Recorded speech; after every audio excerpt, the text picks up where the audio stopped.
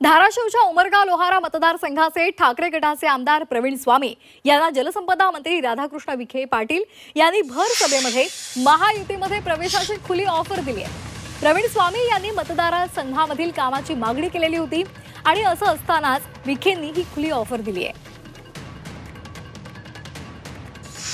आता तुमच्या आमदार महोदयांनी स्वामी साहेबांनी काही मागणी केली। स्वामी साहेब तुमचे कॅनल धसलेले आहेत, ते दुरुस्त झाले पाहिजे, पाणी आलं पाहिजे। तुमचं आता तुम्हाला सुद्धा पाणी कोणत्या वळणावर जाणार आहे हे तुम्ही आता ओळखून निर्णय केला पाहिजे।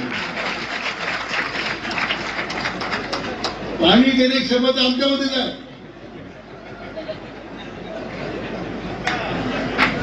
हे बरोबर आहे ना?